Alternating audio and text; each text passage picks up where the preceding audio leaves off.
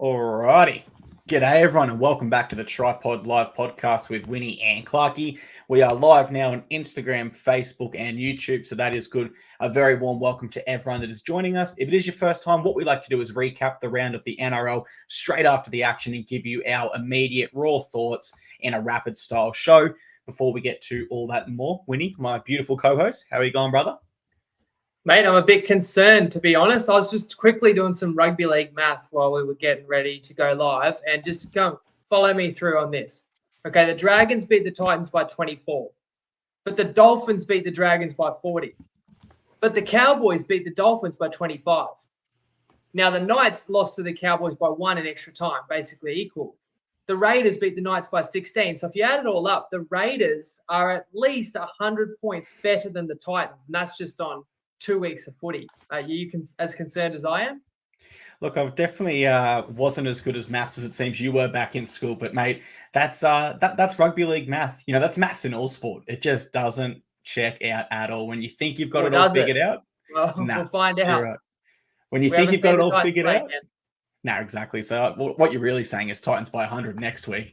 But no, once you think you've got it all figured out in footy, mate, it slaps you across the face and says, to be honest, this it is can why. be more like rock, paper, scissors. And look, I think I said this last week. The key to winning bets in round one was back the team that had the worst season, because that was the last thing we saw in 2023. If you just backed the team that did worse in 2023, I think they covered the line 6 or 7 out of 8 games. In round two, what was the trick to being successful? Back the team who didn't do as well in round one, because everyone overreacted to round one. And, you know, the two key overreaction games that I pointed out was Knights looked awful, Cowboys looked awesome. If you back the Knights, you won with the line, right? In fact, we'll get to that game. They should have won outright. And what was the other big overreaction game? Dragons looked awesome under Flano, and the Dolphins looked like they couldn't tackle. And today they won 38-0. So it's like, I should have been on those. So I'm quite frustrated. I always start the show by saying the bet results, 2-1 on best bets, but it doesn't feel like a win when we lost the mixed matchup today and when I left a couple on the table. We have got Uncle Tix in the house. We've got Zion. We've got Toby. We've got Colt on YouTube. We've got Sora on YouTube. Everyone's in the house. Thank you very much for being here with us. Let's jump straight into the round. Broncos defeat the Rabbitohs 28-18. The line was set at -8.5 here, so the Broncos did cover that line. We both liked Broncos here. We were just unsure of that line. And look, I go straight to the Rabbitohs in my analysis here. Cons. They made every possible error you can in rugby league, like just really silly ones as well. And the pros are rather, they were missing Graham, White, and Arrow, and they're only just off the mark all game. Like they were never truly out of the contest. There was always the theoretic chance that they do get back into it. But my thoughts remain the same on the Rabbitohs. Ultimately, they are downhill runners where they need things to be going their way, and they just take over a game through their spine. Whereas from the Broncos side, we saw a spine in particular that didn't require everything going their way. You know, they had plenty of errors as well, but you saw players like Reece Walsh come up with key moments that really mattered in individual tries. So that was the difference between the sides in that one. 15 errors for the Broncos. That was actually more than the Bunnies, surprisingly. So not a perfect night for them, Winnie. But as Kevin Walter said post-game, we know we weren't perfect, but the most important thing is to make sure we're winning at this stage of the year, and they got the dub there. Overall, a highly entertaining game for me. Did you see it that way as well? Yeah, in fact, I was in the house with the man who used to be in your seat too, Alexi. Shout out. We enjoyed the game. Look, one other overall trend, I think, what did we say? All the upsets were winning or covering in round one. There was about 5 in a row to start round one. And then this round, the trend was all favourites winning until today, where it was actually a couple of upsets. So to begin round two, it was the favoured Broncos getting it won. Look, as I said, I was there. Sloppy game, like you mentioned it, because I was actually shocked to hear the start that Brisbane had more errors than South, because South had so many, but some of South's mistakes weren't necessarily errors, but still ways they found a way to give away the footy. It had entertaining moments, though, so it was still exciting, good crowd. I feel like Brisbane should have won this game by 40 with the amount of South's mistakes. It was only 12-0 at halftime. Felt like it should have been 24. Like Brisbane had a head of steam. You know, there's the moment where Cook gets sent to the sin bin, but Brisbane actually doesn't capitalise on that period of time. And next thing you know, you come out second half, quite similar to Vegas. If people recall, Souths were down at halftime in Vegas, scored bang, bang, 43rd, 47th minute against Manly, although then tailed off. Well, against the Broncos, it was like 42nd, 45th minute. It's 12-all here. And then it's anybody's game. It doesn't matter how bad Souths played first half and that Brisbane didn't take their chances. You can't let anyone hang around in this comp. And even at 16-12, the game has still been stolen from Brisbane. And I think where all Brisbane's errors came was on the Souths try line. The amount of times that Souths wanted to give the game away and Brisbane refused to take it. And I'm talking about like Ilias kicks it into his own man. They get done for a blocking penalty, not once but twice, like an obstruction penalty, multiple errors, everything that could go wrong. So, in fact, in the end, after Brisbane just could not take any chances or break Souths down on their try line, the try that cracked the game open was a fluky one, a fifth tackle run, kick inside from Arthur's and the horror bounce for Latrell. Although there's a comment there that, Latrell didn't have a good night. That's fair. And maybe he misjudged it, or, Latrell's so confident sometimes. He just thinks that he can pick up a ball on a half volley nonchalant. And maybe if he played it more cautious, he wouldn't have got caught with his pants down there. Walsh scores. And, on Walsh, he's a special, special player. You really do appreciate seeing him in person, the way that he makes the others look like it's underrated, the way he goes around them. And then a Mariner class try capped it. Although Latrell, of course, scores like a 50-metre try at the end, it didn't affect the result, but there were implications. He got his 100th try. It pushed the game over. So if you've been on unders all night, you're watching bomb chances, you get the over on that final try. If you had Latrell anytime try scorer, which lots of people did in their SGM, and if you had Brisbane 13 plus all game, you're thinking, how is Brisbane not up 30 here? Brisbane's up 18 in the final kind of minute, but only wins by, they're up 16 and only wins by 10 on that Latrell try. So I know that final moment won some of their multis, but also probably cost a few as well. I think it would have cost a lot of people. And it was really just a try where the Broncos quite simply fell asleep. Indy Barrett from Instagram says, what's the Latrell hate for? Is going good? That will definitely be up for debate in the comments here next. And as James Graham on Facebook points out, all the home teams won this round. So if this trend's continuing round 3, if the away sides could be in for a bit of joy. But let's move to our next game. It was Friday night, 6 p.m. We were at Shark Park where the Sharkies defeated the Bulldogs 25-6. Line was set at -9.5 here, which Sharks covered quite comfortably in the end, thanks to their second half. But I go back to our preview show, and I think we were both kind of seeing this the same way, where we thought Doggies would come out hard, try hard, and at least fight for the first 40. But in the second half, the class just, particularly in the halves, I've got to say, the Bulldogs halves really struggled. They didn't create much. They didn't control the footy well. They didn't manage the game's tempo very well. Whereas the Sharks all around the park were quite clinical, and they were really a class above the Doggies here, who just couldn't answer with anything. Coming into this game as well, I've got to say, I thought the Doggies were a little thin in the middle. Having your starting prop, Pawasa Famously, knocked out off the kickoff was really not helpful for them. I felt sorry for them there from a football perspective, and I didn't worry too much about our best bet winning because, it was just a first half line. But I thought 13 plus, the Doggies might run out of steam here, especially shorter middle forward, which is certainly the way it played out here. But we do cash our best bet, which is a good one here. So tell me how you feel about that and how you felt about this game as a whole. That's right. The first bet was +4.5 first half. Not only do you lose Farmasuli, he dropped the ball while being KO'd the head clash. So it was instantly Sharks ball. I'm thinking, one of the reasons to take Canterbury this week was they had no ball at all, especially first half against Para. So with an even share of possession, maybe they can do something. And instantly they're defending their try line to start the game. But in fact, they repelled Cronulla. Nikora got sent to the sin bin, and it was the Doggies who scored first.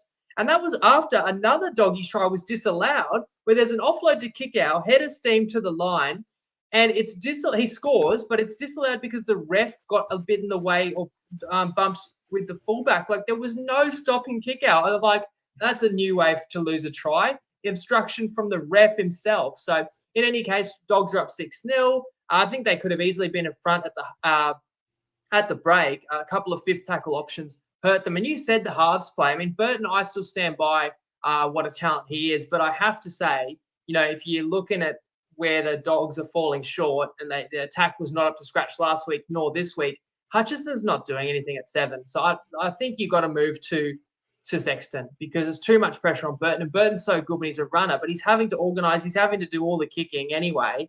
So what's Hutchison out there for? Is he an extra 13? He offered very little.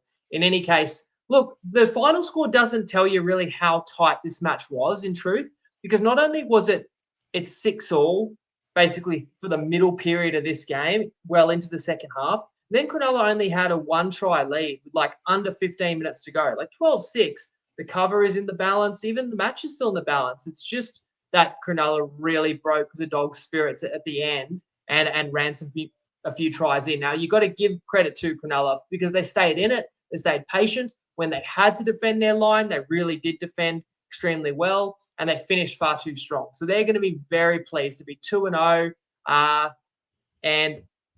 and yeah, getting it done. But I do think if people didn't see this game, you'd think the Dogs got smashed. It was actually a pretty good arm wrestle. So no apologies from me for that best bet. And Jason D on Instagram says that's cap. I can only assume he's referring to the kick out no try decision, which, yeah, no one was stopping kick out from that close to the line. Tough go for the Doggies there. And Colt points out on YouTube, I can't gauge the Dogs. Last week they started slow and finished strong. And this week they started strong and finished poorly.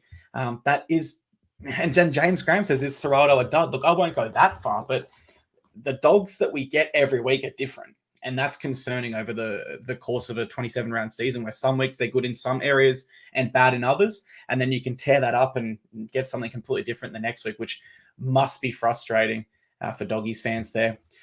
Let's move to a blockbuster. It was Panthers defeating the Eels, defending their home turf there in the Battle of the West, 26-18. The line was set at -7.5 in the Panthers' favour, so they just cover that only by half a point. And I thought they looked really improved from last week. And I think when we look for reasons as to why that was, a big reason was actually Mitch Kenny. They looked a lot more direct out of dummy half. Cleary got the ball when he wanted it. He didn't have to run the ball so forced. Like last week, he had 30 runs, but they weren't as effective as his runs this week. So I'm not saying Mitch Kenny is the world's greatest hooker, but certainly underrated. And I think what he does very well for this Panthers side is he plays his role perfectly. He knows he doesn't have to try to be Appy Coruscant. He knows he doesn't need to try to be Brandon Smith with scoots and stuff. He just knows who needs the ball, and he does his job very, very well. I think that's a big reason why Penrith looked improved. The other stat from this, Panthers are now 11 from their last 12 at Bluebet. It's something we really overlook, I think, as fans, because they did lose the game to the Eels there last year in the World Club Challenge there. But it's a fortress. They are really, really hard to beat at home, no matter which players they have in or out, because some of those games were also over the Origin period where they were missing Cleary and Luai, and some of those games when both of those men were injured also. So I look at this one. I know we liked both teams, but we were hesitant. I know we liked the Panthers rather, but we were hesitant to play that line. But I just think when I reflect on this one, they suffocated the Eels. They wore them down. And that's really reflected in the Eels only averaging 39 meters per set, where the Panthers were up over 50 meters per set. And that's captured over the course of 80 minutes. So I think that's a really telling sign there. Unfortunately, we didn't get our better same-game multi in this one. How do you reflect on the multi there, and how do you reflect on this game as a whole? Yeah, the multi was crushed by half-time. There were 6 tries in the first half. And I had under 6.5 for the game. You know, really see an arm wrestle. So talking about turning the tables on round one, remember Penrith were held scoreless in round one against Melbourne, and they looked a completely different side, playing so positive, spreading, enterprising. You know, you mentioned there the meters disparity. I don't even know if their forwards necessarily had many more meters than Para. I think it was the outside backs that spread it well inside their own half. You know, looking at Tungo, he had a day out. If he had the game on Friday that I was looking for a week earlier, might have won the SGM against the Storm. But yeah, he was among many Panthers outside backs that enjoyed the fruits of playing positive footy. Having said that, it was still Para that had the lead at halftime. However, that was where their scoring stopped. And I also noted Mitch Kenny, 54 tackles. So he did certainly tighten up the middle for the Panthers. And I wanted to talk about the new rules, particularly the downtown for kicking, right? Because I've heard a lot of people saying, like, this is really going to affect Penrith. They would love to, you know, send that defensive line ahead early and then Cleary can get plenty of hang time on his kick, and then they're going to hammer you with a flat line. Now you can't do that. You've got to be behind the ruck. But Parramatta was famous for doing it as well. You know, they'd send those big body forwards down there early. Now neither of these teams can do it. It's hard to say, when they play each other, it's hard to say who's disadvantaged. Para looked just fine against the Dogs. Penrith did struggle against Melbourne, which is why people suggested the new rules, but the new rules are affecting them. But I've got to say, the less reward for repeat sets encourages ad-lib footy on the last, and I think nobody does that better than Penrith. And in fact, the opening try is Penrith just willing to keep it alive, shift from left to right, and then drop it on the boot, and who finds his way through, but none of them Dylan Edwards. So I think Penrith are actually going to reinvent themselves a little bit, because you have to keep trying to find a way to get better, especially when you're losing good players. And I have a feeling that they're going to want to play positive attacking footy and lean into that sort of skill set, which is pretty exciting for them. I think that's what makes the Panthers so exciting, to be completely honest. They can play such structured, fantastic sets where Isaiah Yeo is linking perfectly with the halves who are finding early ball for dangerous outside backs. But then when that kind of crumbles and you shut that down, you've also got someone like Jerome Luai who will step twice off the left foot, as you said, throw it out to the other centre, who then throws it back the other way, and suddenly they scored the first try out of nothing. And that's what makes them not only exciting for us to watch as fans, but obviously super dangerous. Dan Lever's in the house. He says, Dan in on Facebook. And Zach Brown from YouTube says, I think Para are a top 4 side. I had them as a top 4 side this year. Did you have them in your top 8? I believe you did. Towards top 8 for sure. Yeah, I had them right up there, but maybe sixth at lowest, I think. Yeah, I think you had them just outside of that top 4 range, but I don't take anything away from them with this loss. Panthers are a really tough side to beat at home, as we touched on. Let's go to the nation's capital, where the Raiders defended their house against Benji's West Tigers 32-12. The line was set at -7.5 in this one. And I think a part of that was somewhat of the unknown element of what are we going to see from a Tigers side that is coached from Benji Marshall. So much was made in the media this week about his coaching style. Hindsight is yesterday, but I do look back on this one, Winnie, and I think we probably missed an opportunity here, and all punters to go, I wouldn't say hard on the Raiders or anything too silly, but the thing we learned from this is, it pains me to say, but the Tigers are still a very poor football side, whereas Ricky's Raiders did show their class in round 1. The fact they didn't win a single game 13-plus by 13-plus margin, that is, in 2023, they've now done it twice, back-to-back to open 2024, and arguably their spine has gotten weaker with Jack Whiten gone. They're playing a gritty style of football, but they're also offloading and taking opportunities and willing to kind of risk it a little bit and back their defense if they need to, which is something they're balancing really well at the moment. You take out minutes 24 to 27 of this game, and the Tigers rarely look threatening. They had those 2 tries there, which were an awesome little passage for them of 3 minutes, but realistically, you can't look good for 3 minutes out of 80 and expect to win a contest of rugby league. The other thing the Raiders did really well here, as I touched on, they are taking opportunities, but still completing very well, and that was 90% in this game.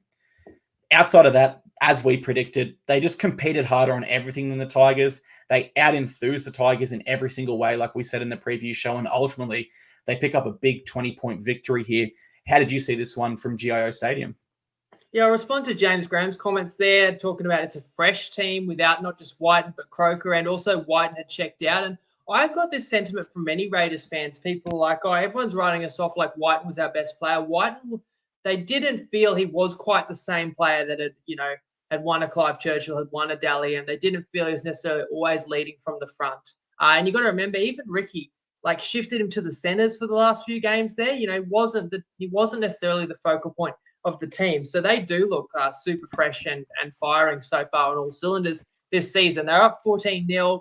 I said this could be the type of team because of the power game that might prefer night games, and this was, sunny afternoon, but they were relishing the daytime conditions. Many line breaks, some very concerning ones for the Tigers, the way they were opened up, and, the Strange try, and Ethan Strange, it was strange as well by nature, getting caught, who was it? Sullivan caught absolutely napping on the wing, and, many shots of Benji looking super concerned.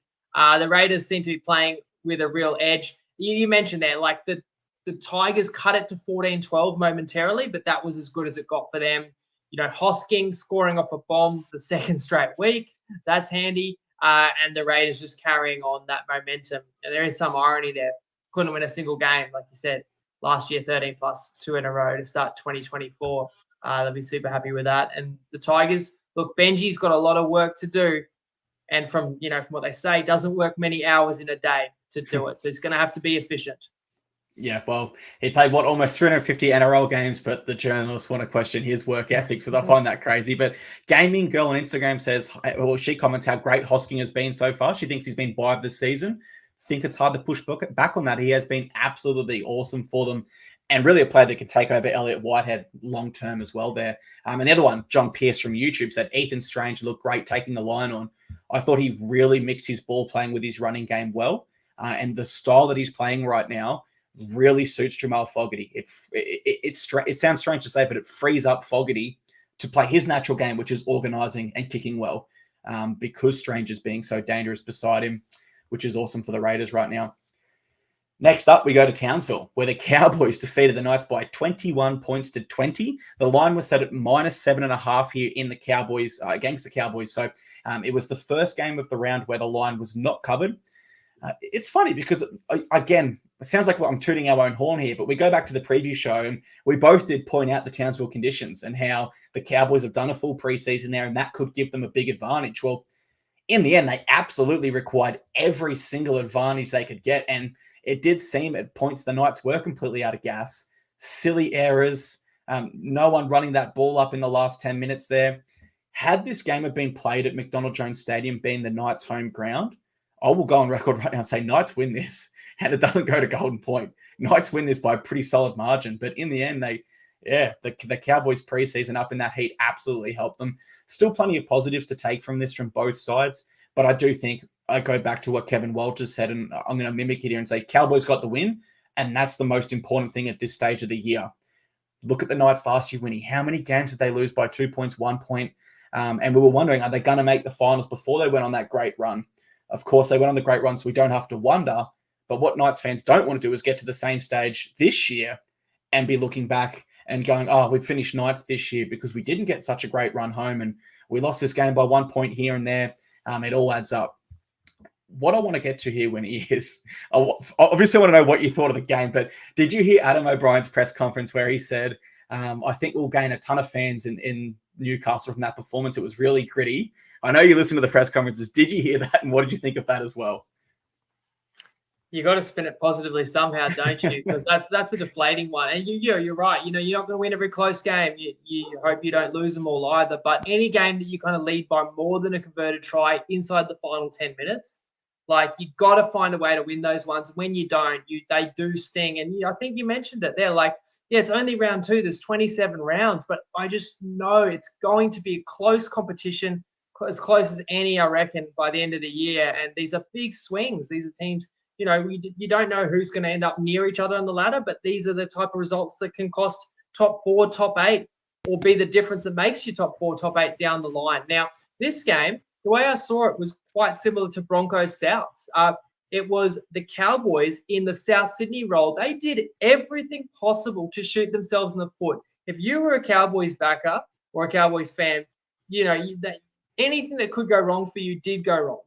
They would force a dropout multiple times. They couldn't get one of them back. They could not get one. The Knights were either catching it or forcing an error, or the Cowboys touched it after 9.9 meters instead of 10. Cowboys couldn't find touch from a penalty twice. They had error after error. They got done for obstructions, including a try wiped off the board. So I really feel like North Queensland should have been down a lot more. But just like the Bunnies, it really was an eerily similar game. The Cows came out second half, went bang, bang, and suddenly 12-0, same halftime score. Suddenly it's game on again. In this case, it was 12-10. However, the Knights, then like Brisbane, the Knights got back in front. And, in retrospect, again, should have taken Newcastle because I said, it's the overreaction. But I couldn't predict how awful North Queensland was going to be in this one. And I think as well, losing Lukey, early on did hurt him too, because we know the talent that he possesses. The difference in this game, it didn't finish like Souths, who were comfortably beaten. The Cowboys made Newcastle pay dearly. And this is what I spoke about earlier. You let a decent rugby league team hang around, they will make you pay. we'll get to the next game as well. Like, you've got to take your chances when you're on top. I feel like Newcastle were on top of the game for the majority, but of course, just letting the Cowboys were always going to throw the kitchen sink at the end. You've got nothing to lose, you're down. And, it's the finest margins that decide this game. I think of a point, there's under 5 minutes to go. The Cowboys were barely even getting out of their own half. You're thinking, how are they going to conjure a try up here? They throw it around. The ball goes to ground. And Elliott, who had a double and had a great game, dives on it, just can't quite secure it. It's a repeat set. And the Cowboys scored off that set. Knights were clearly fatigued, as you said, in the conditions. And it was Townsend rubber in behind for Nanai, right? Nanai. Yes. He scores the try, but you think that won them the game. But then Val Holmes, this will be one that he won't really want to remember. Yeah. He had 3 errors, which, 3 errors for one player, an outside back, no less. Is pretty bad. He had a disallowed try when he thought he'd put him in front. He had another chance where he should have scored, and it was a hell of a tackle on him. I think Jed Cartwright, try saver. He missed the conversion for the win. He missed the penalty in the first half. He missed a field goal for the win. It doesn't matter probably in the end, because the Cowboys, as we know, while they didn't win it there, the Knights dropped the ball again with a chance for a field goal. We go to extra time, and it's a Townsend field goal ultimately on the back of a Dearden break. But yeah, I just can't help but feel, you look at like so easily, North Queensland and Newcastle could be 1-1, but instead it's the Cowboys who will feel fantastic knowing what they're capable of, but that they won ugly when they didn't play well. And the Knights, you can say O'Brien can spin it positively, but they're 0-2. They've got the Storm next week, and then they've got a trip to New Zealand the week after that. Like, you have to be hurting because that's a tough one to swallow. Very, very tough draw coming up for the Knights. We go to YouTube for some comments. Jeff says he couldn't be more prouder of the Cowboys' performance, and Ryan says he was on Cows -3.5, and that hurt. Yep. I mean, you just take away a few of their silly errors, and they probably would have won this one by a bigger margin. I think they went into half time at like 40% completion. So very, very poor there, needless to say. Let's go to the game that is certain to feature a highlight that'll be on the NRL, I guess, highlights reels for the next 10 years, maybe more. Storm defeat the Warriors 30-26. The line was set at -7.5 against the Storm here. So in back-to-back games this round, the line was not covered. We both liked Warriors at the line this round, though I don't believe we gave it out as an official tip. I got a little bit greedy with my personal bets here. I took the Warriors head-to-head. There was too much value there for me to ignore. I really thought their forward pack was going to take over the Melbourne Storms. That seemed a little bit short. And then, of course, in this game, Christian Welch did suffer a head injury, and he was ruled out. So then you really think, okay, well, now Storm will be tested. They were tested all right, and somehow this champion side managed to respond. And long-time viewers of this show will know I kind of have this rule that I just never underestimate the Melbourne Storm, because they always just shock me in some way that they've never shocked me before. And they did it again in this one when I was underestimating them. Look, I'll be honest, I was completely ready to cash my ticket with 3 minutes to go. But alas, rugby league reminds us why it is the greatest game of all. No one is going to remember the Warriors ticker they shown in the second half, or how well they defended for the majority of it. They are just going to remember that try from Xavier Coates that was absolutely spectacular, possibly the greatest rugby league try I have ever seen, rather. Warriors were the better side over 80 minutes for me. I know that sounds strange because they lost, but that's not an insult to the Storm either, Winnie, because it just shows how classy they are, that when these little half opportunities, and I won't even say Coates was a half opportunity, it was a 1/10 opportunity. Somehow they nail the execution, they nail their chances and opportunities, and they down the Warriors here, who will be absolutely heartbroken by this one. How did you see it? And do you think that Coates try was the greatest you've ever seen of all time? Given the context, that's the greatest match-winning try I've ever seen, for sure. And even just among all tries, one of the greatest you've ever seen. Like, unbelievable. This was the second of 2 awesome back-to-back games on Saturday, where I will say both underdogs were on top for longer. I feel both should have won, but again, the class of the home team that was just not quite put away was able to prevail. Now, I'll get to the Warriors, but just to correct you there, that they were a best bet. The line was 6.5, 7.5. I took the 1.5 tries handicap. In any case, they lost by a try in the end, as we know, but that try didn't we still won. And we're in front by a try, so we're late in the game, so we're pretty comfortable there. I felt all along that this was a really even game and couldn't understand why the Warriors were getting such a good start. And Wade Egan was ruled out. So you lose like such a key piece and you still should have won. It shows that it was a really good bet. I had my doubts about Melbourne coming into the year. Now they're sitting pretty hit at 2-0, but again, it could so easily be 1-1. Then more people would maybe see where I'm coming from. But let me say something positive about Melbourne. How many teams in the whole competition could come up with 12 points in the final 3 minutes to win a game against a good opponent when you're missing your best attacking player? Like Penrith couldn't do that with no Cleary. Brisbane isn't coming back. I don't believe if you don't have Walsh, Reynolds. Could the Cowboys do it without Drinky? It goes on. Like the Storm don't have Munster. It does show the heart of a champion that they could come back and do that. As I said, greatest match-winning try you've ever seen. Like just absolute perfection that they swing it. This is after they've scored the outside in ball to Pappenhausen with under 3 minutes left just to cut it to a one-score game. And to talk about fine margins again, because the Storm weren't trying to score with their final set. They were trying to get in range for a 2-point field goal, which they attempted, and it was charged down. Now, that can go anywhere. That can not get charged down. Maybe it's extra time. Maybe it misses, and then Warriors win. Maybe it's partially charged down. If the Warriors get on that ball, they win.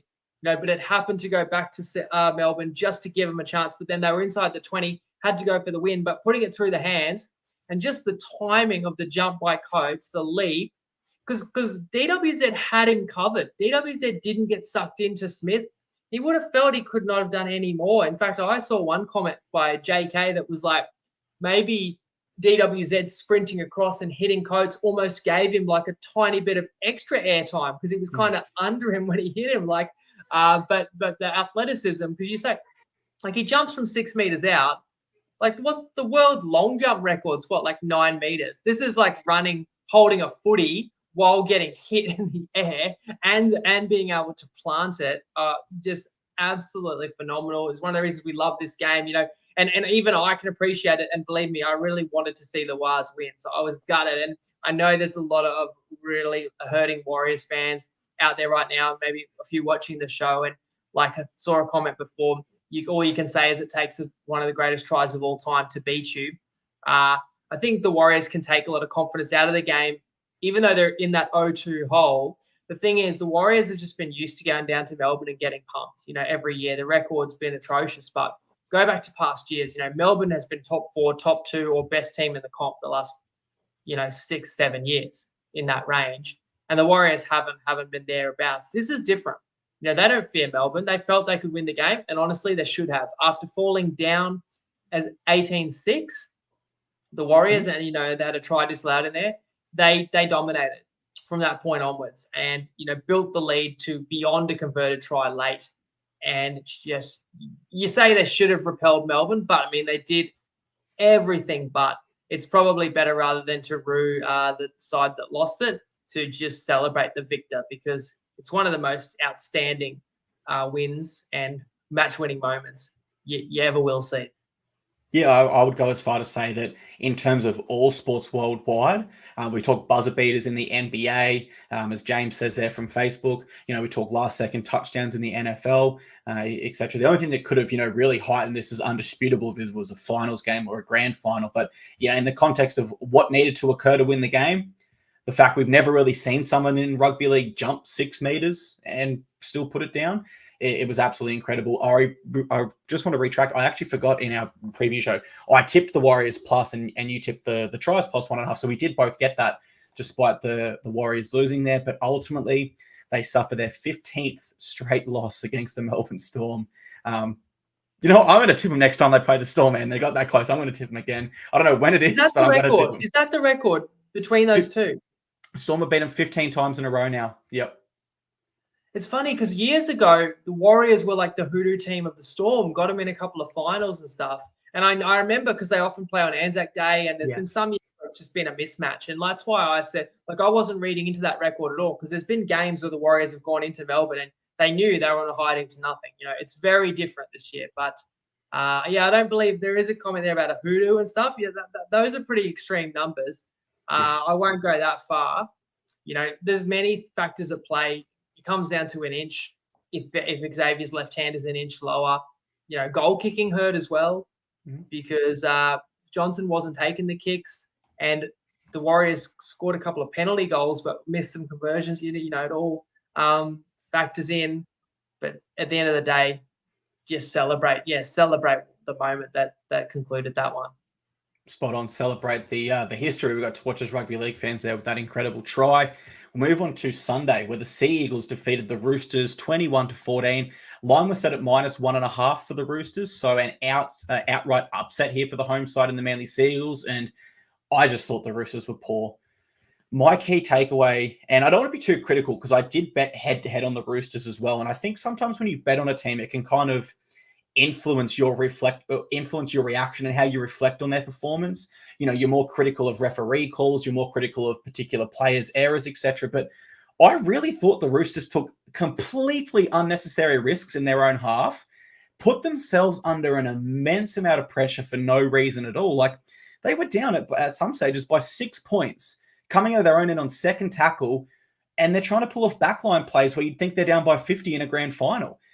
Crazy. To their credit, though, they did defend extremely well in the first half, but in the second half, what's the word I'm looking for? Their responsibility to care for the football and care about possession didn't change. Their mindset remained the same. It seemed like a side that was intent to score and like they were chasing a much larger margin than they were.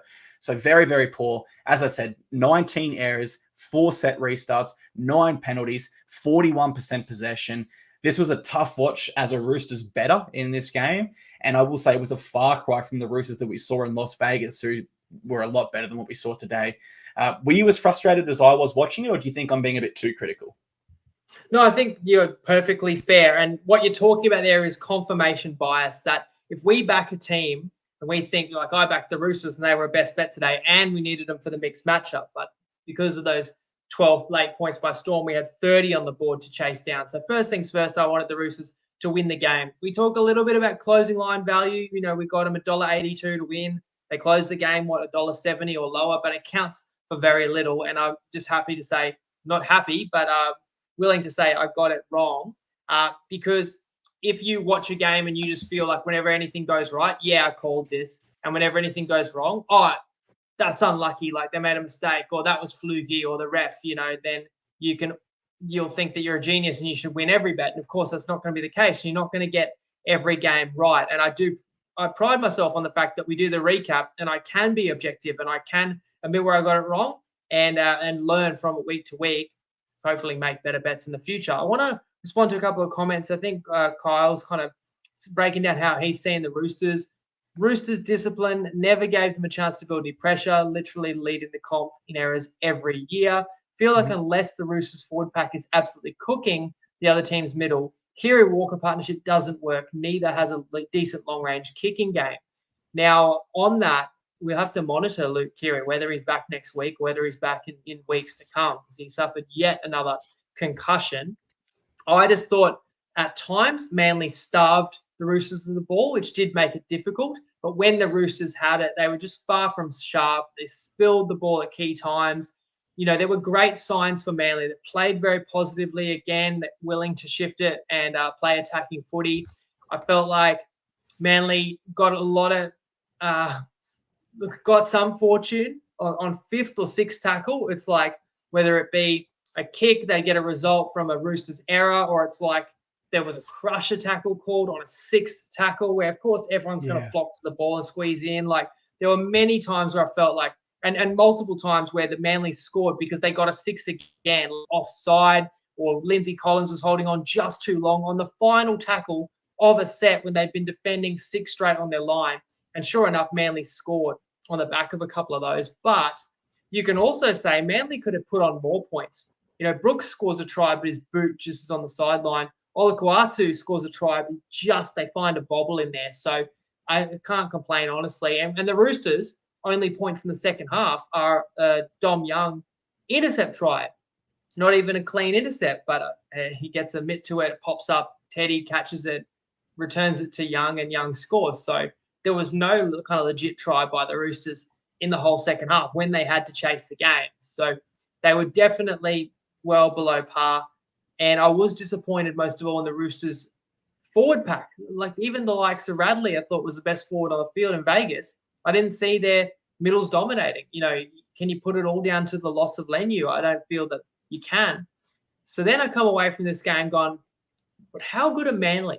I didn't have them inside the top 8, but they've been pretty damn impressive after 2 weeks. And, this is a top-heavy team in terms of salary cap with $800K in Schuster, who's playing reserve grade as well. You really happy returns on the Brooks signing and the first game at Brooksvale. I'll throw it back to you in terms of like how much of you reevaluated Manly, Clarkie, but also like to know in the comments, like what are people making of them? Because it may be a side that I've grossly underestimated. Well, to the comments, Pidgey004 from Instagram says there is a lot of hatred towards Manly. I thought it was a tough game to watch. I'm a Manly fan, but I thought we looked decent. And I absolutely agree with that. I think Manly looked really good at this stage of the year. But the reasons why I had them missing top 8 wasn't due to their skill level when they've got their best 17 on the park. I think their best 17 is awesome. Where I do get concerned with Manly is if they do have injuries, particularly to middle forwards. Like if you go and pop Taniela Paseka or Jake Trbojevic out of that side, I think they really struggle just by losing one middle forward. I'm not sure they've got the depth over a full season.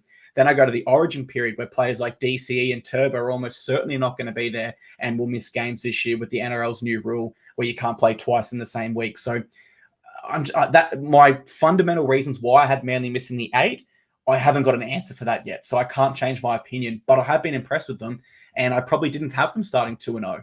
So I have to be impressed with that. In actual fact, I haven't tipped them. So, yeah, I had them starting 0-2. So they've definitely proven me wrong. And they've definitely surprised me, Winnie. But I can't change up on my missing the 8 prediction just yet. I've got to see a little bit more footy and their depth tested a little bit first. Let's move on to the final game of the round. It was your boys, the Dolphins, defeating the Dragons 38-0. Really great start by the Dolphins here. Like, this is a side, and this is what Wayne Bennett can do. Not every week, but certainly games that matter. Suncorp last year, first game in Redcliffe last year, et cetera, et cetera. They came out with intent. They tried to make things happen around them, and every single player just had energy. Players that we don't really look at as superstars, Kurt Donahue, Max Plath. These are guys that are like fringe first graders. The energy they brought to that football field, they might as well have been superstars. Tom Trbojevic, James Tedesco, etc. They were bloody awesome. Whereas for the Dragons, coming off a big win against the Titans, it's almost like they rocked up with the attitude that, we're a better side this year. We're going to roll them. We're going to win this. They didn't have that same energy and intent about everything. Like their first contact in the tackle was weaker. There wasn't people searching for runs. Like when they got a rolling against the Titans, every player was like, give me the ball. The halves were like, yeah, let's get it wide early. Here, you kind of could have thrown a tea towel over them at times. They just were out on their feet early. A completely different side to what we saw. In that first half, the Dolphins did lose Cody Nikorima and Jeremy Marshall-King to head injury assessments. Nikorima did fail his. They still managed to hold the Dolphins scoreless. Why I thought that was impressive, you had players switching to hooker, switching to 5'8", combinations changing all across the park, and they still defended very, very well there. The bookies had this as a pick'em coming into this, and it ended with the largest winning margin this round and the largest winning margin in Dolphins history.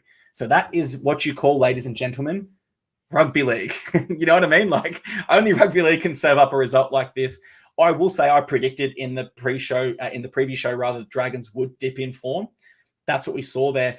And it's a tough one for me to say, Winnie, right? Because I'm a Titans fan. So when I say my team sucked in round 1 as much as the Dragons look good, everyone just thinks this guy's salty. He's not seeing it right.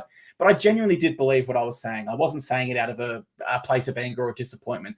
I thought we made the Dragons look pretty good. And 1 week later, I hate to say it, but it seems to be that was pretty spot on there. I did put a bet on this one as well right before, mate. I was between Hammer and Asako anytime tries. I went Asako. So when Hammer scored first, I'm like, I missed that one. And I had the Dolphins head-to-head. So, of course, Asako scored the second try there. So put my money where my mouth is on this one. Got it right. Happy with that because it's tough to get any game of rugby league right, let alone get it right 9 years in a row like you have. But how did you see this one? No bets from yourself. So just your boys getting a good old-fashioned win. Doesn't get much better, does it?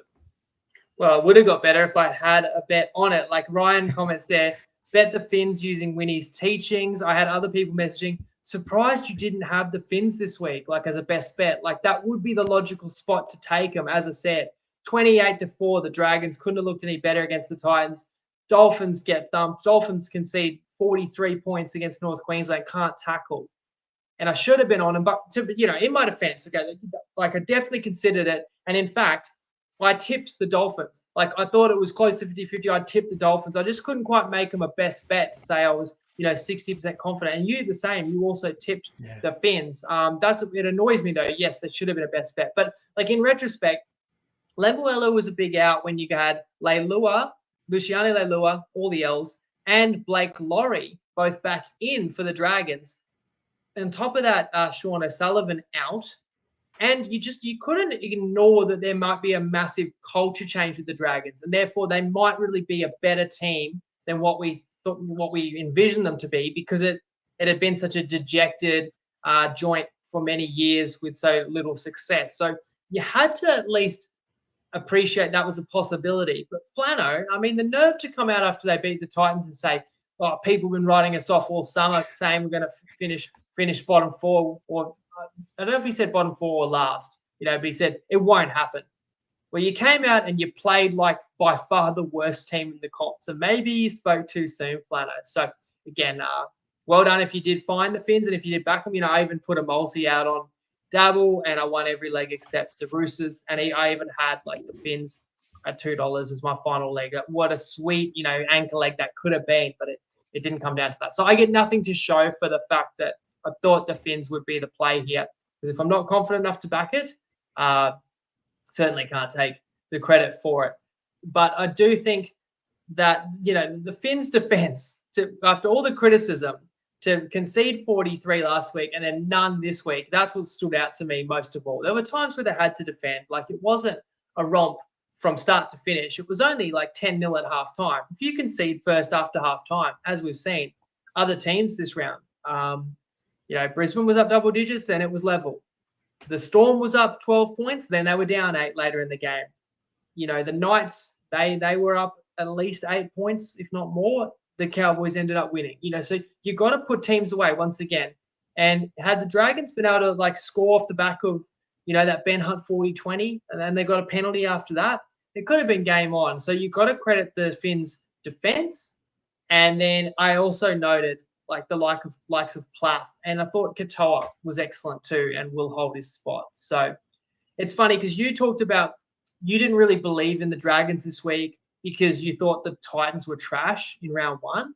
You do want to draw the form lines. Like I was saying, some of these teams might not be as good as we think. The opponent might have been poor, or the other way around. Some of these teams might not be bad at all. It was just a tough game. Like let's say Cronulla, New Zealand in round one. You shouldn't have taken much away from either of them. They were both good, and it was a tight, low-scoring game. The problem with drawing the form lines is that would assume every team is at the same level every week. But because teams fluctuate so much with their own performances, even if you're right, and a team did have a really impressive win, they can still be a yo-yo the next week. So, that's the challenge. That's why the games aren't played on paper. That's why it's not easy to predict. We're sitting here after 2 rounds, 5-2 on best bets. So I should be happy, but I have to admit, I am annoyed because once again, I feel like I could have done a little bit better. Yeah, missed a few opportunities. But one thing that I thought of there, and I know you're huge on this, is the coaches' press conferences, right? And, we both thought here that the Dragons rocked up with the wrong attitude, as if they were better than they were. I wonder, because culture does start with the coach. Did they read too much into the coach's comments of, oh, we're a new team? As we've previously read into Jason Demetrio saying, oh, we're looking to build our season. So because he was using that terminology, we were both more keen on the Broncos. And stuff like that. Very interesting to weigh that all up and consider as well the mental side of rugby league, I suppose. But yeah, this one, a night to remember for Dolphins fans, their biggest ever victory, 38-0 over the Dragons, and a really fun way to close out round 2 of the NRL season. At this point, we will close the show and say thank you very much to everyone who has been here with us for our NRL Round 2 recap. We absolutely appreciate you, no matter whether you're with us live or listening later as a podcast. We thank you dearly. Our next show will be Wednesday, 5:30 p.m. New South Wales time, to preview Round 3, hand out some best bets, and hopefully continue to improve on that 5-2 best bet record that we do have. with that in mind, Winnie, over to yourself for those famous last words. I think your muscle memory took over, mate. You said Wednesday, but 2024 Tuesday. Yes. Sorry, it's a day sooner. We'll be ready. We'll be ready. Oof. We'll be coming with more best bets for sure. So have a great start to your week. Until then, thanks for joining us.